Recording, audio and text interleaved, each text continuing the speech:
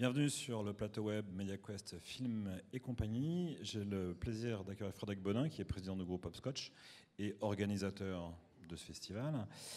C'était quoi la jeunesse? Une histoire, une rencontre d'hommes? Comment ça s'est passé au début? C'est tout simple, c'est grâce à Denis Arnois, que je connais depuis très longtemps, qui est venu me voir, qui m'a dit il n'y a plus de festival de films d'entreprise, qu'est-ce que tu en penses?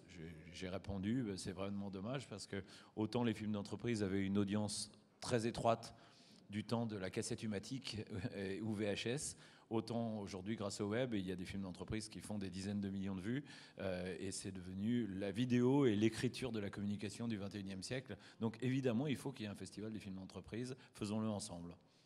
Et donc pour un festival, pour donner justement un rendez-vous annuel, il faut un lieu, il faut un écrin. Ici c'est vrai qu'on est dans un lieu qui est magnifique. C'est aussi une longue histoire qui va durer à votre avis avec la région, avec la ville? On espère. On a fait un peu le tour de France pour choisir la ville qui correspondait, qui était, on va dire, un resort où on peut tout faire à pied, où il y a un palais des festivals techniquement à la pointe de la technologie. Ici, c'est le cas en termes de réseau Wi-Fi, en termes de salles. Enfin, c'est vraiment idéal. Les hôtels du groupe Barrière sont formidables.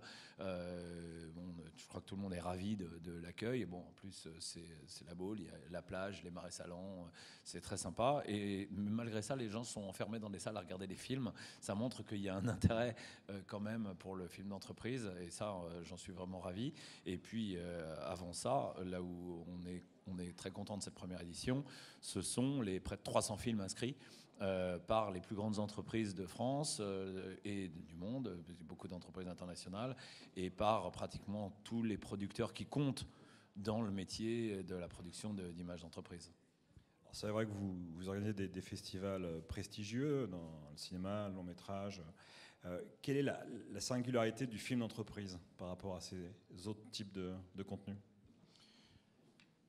C'est pas la singularité du film d'entreprise qui est intéressante, c'est qu'est-ce qui fait qu'un festival fonctionne.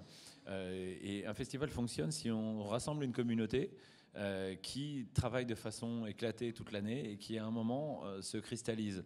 Donc les gens qui produisent des films de fiction, ils se rassemblent au Festival de Cannes ou au Festival de Biarritz, de Deauville, ou à celui de Marrakech, deux autres festivals que effectivement nous organisons. Les gens qui produisent des festivals, des films d'entreprise, ont intérêt à se réunir pour pouvoir parler de musique, de technique, de contrats, de coproduction, de diffusion, de techniques de conservation des images, d'archivage sur le long terme, de sujets qui les concernent eux, une fois par an, à l'occasion du festival Films and Companies. Et c'est pour ça que je suis très content de l'accueil des professionnels et tous ceux qui me témoignent leur satisfaction depuis hier, y contribuent.